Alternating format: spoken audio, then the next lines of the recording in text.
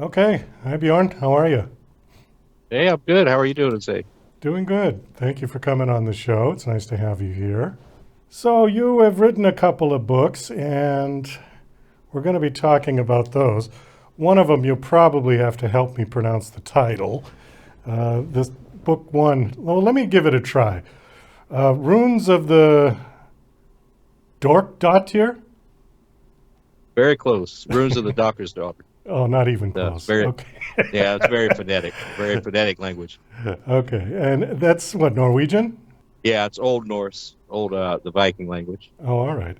And then book two is Rune of Renewal. That one I can manage. Right, that's more modern. Okay.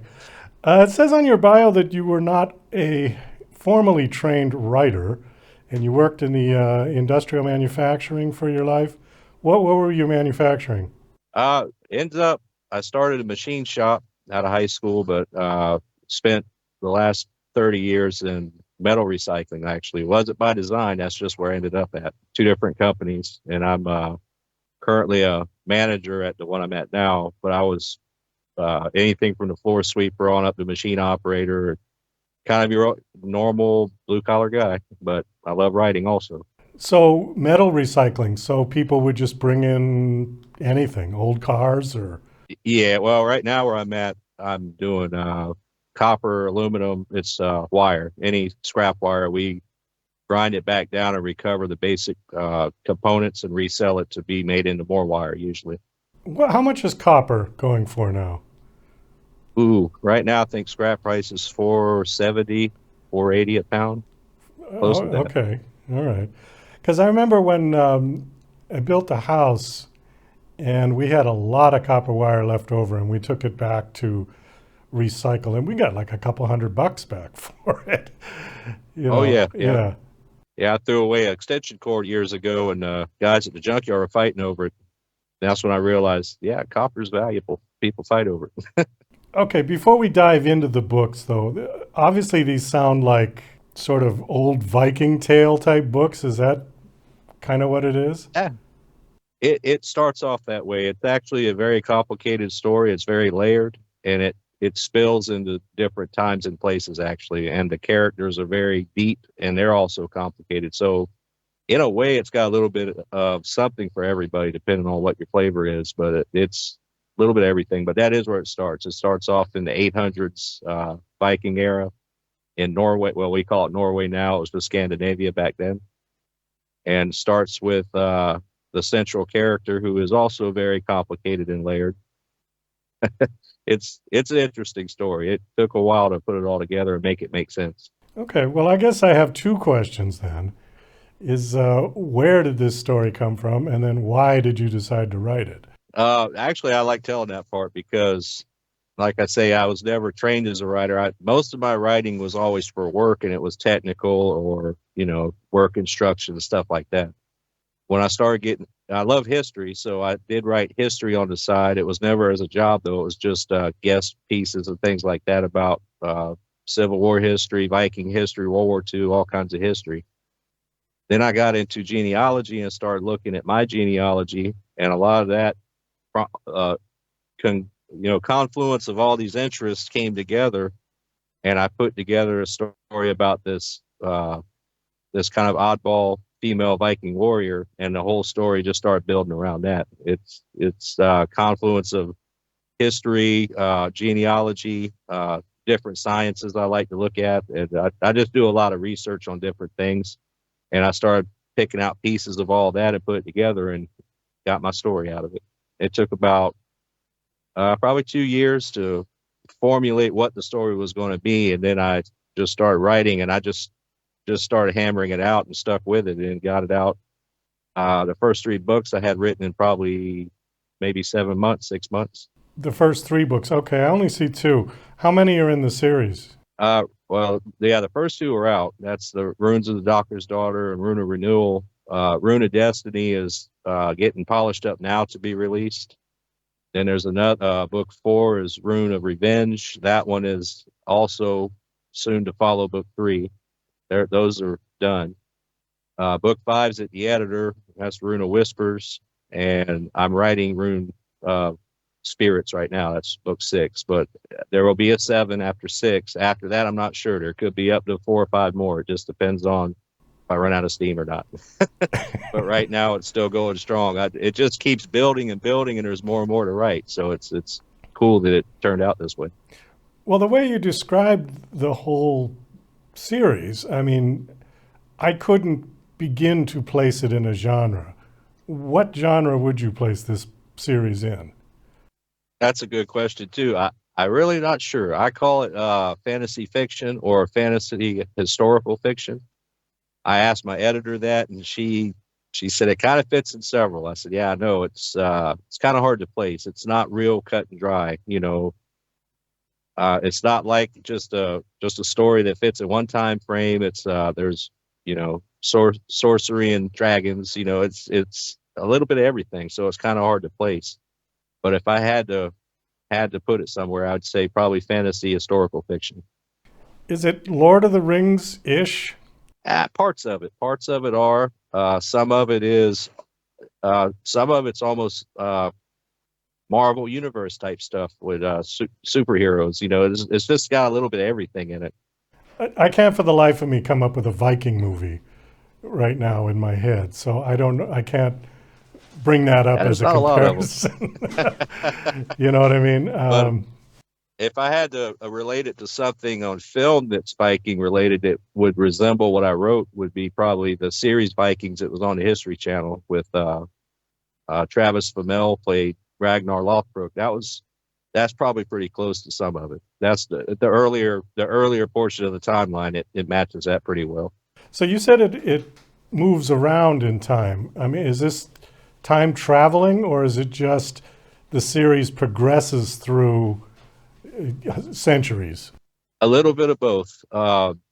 Without trying to give too much away, it's supernaturally based. Part of the time travel is supernatural. There's a supernatural backdrop to the whole story. That's part of the whole. There's a lot of stuff in here for everybody.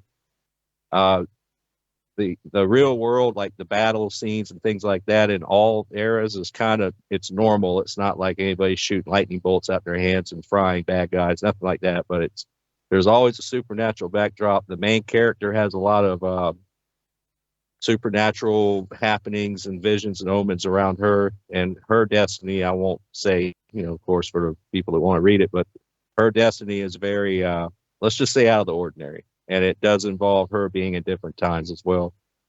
But as far as the progression of each book, most of that is normal passage of time. There's spinoffs. The books 1, 2, and 3 center around Mariel, the Dokkrsdottir, and the other books kind of focus on what started out as supporting characters, but I decided they have a story of their own to tell, and they got their own book. But all of it's intertwined. Everything, every character here, all of it feeds into the same story of what Mariel has to do to achieve her purpose. Okay, you said that the main character is female.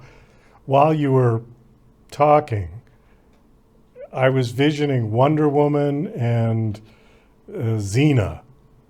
Is she anything like those? Maybe parts of that, yeah. She's what makes her unusual, other than she's got a supernatural backdrop to her. But the other thing is, generally speaking, if you talk to people out there that know anything about Viking history, it's tall, blonde-headed Nordic man with a sword, muscles, and he runs around raiding other countries. And some of that's true. But what makes her interesting is she's female, for one. Up until recently, there was always lore that there were female Viking warriors, that they pretty much filled the same type roles that men did in their society. But there was no proof of it. There was no archaeological proof. But recently in England, they found they re-examined. It was actually found in the 60s, but they found a burial mound in England from the Viking age. And when they examined it more closely, they realized this isn't a man, this is a woman. And she was buried as a warrior, probably a jarl, somebody of some kind of authority, a chieftain. And she had the burial goods with her and everything, and the weapons. And that's what kind of prompted me to say it'd be, that's a hell of a story. That's not something you hear a lot about. So that's kind of why I veered to making her female. Plus, I just always like strong female characters in movies and books. I don't know why, I just always have. It's kind of the underdog type thing where they're, badass female doing badass things. I just kind of like that. But also with Mariel, she is not your average Norse. She's half Norse. Her mother is Norse, typical blonde hair, blue eyed lady. But her father was Northern African. He ended up in Scandinavia as a child and integrated into their society. So she herself is dark skinned with wild black hair, thick black hair, and piercing green eyes. So she just has a really strange look about her. If anybody ran across her back then, they say, "Oh, that's not a Viking." I'm not sure who she is.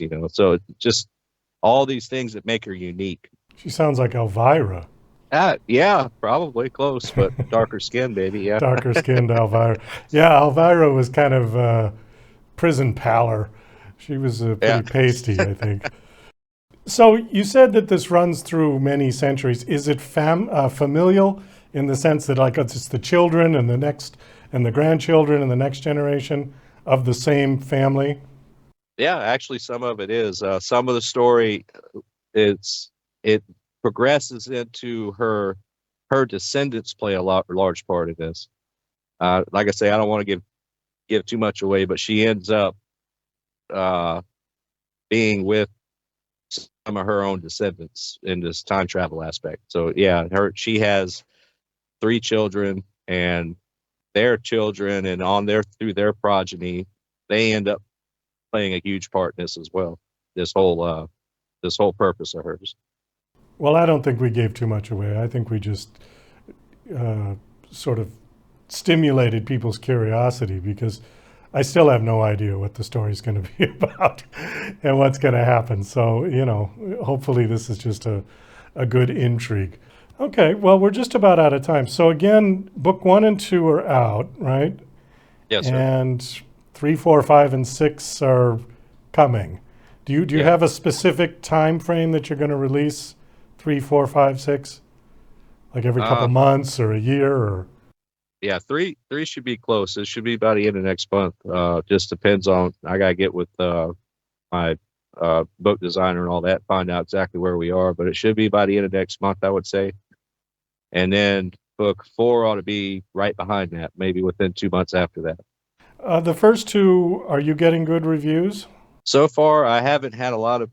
I've had people that I've personally had read it that I trust will tell me the truth and not just try to make me feel good. And they say they loved it. So I feel like it's getting good reviews. I haven't had anything of official nature yet. That's in the works, but it's coming soon, I'm sure. No Kirkus reviews yet. Right. Yeah. Okay. All right. Well, Bjorn, we got to wind this down. Thank you so much for coming on the show. The last question is, do you have a website that you want to give out? That's also in the works. That's in the works too. Okay. Yeah, I'm not very tech savvy. My technical knowledge kind of stopped in 2002, and now I'm trying to catch up. So. Well, I hear you on that one.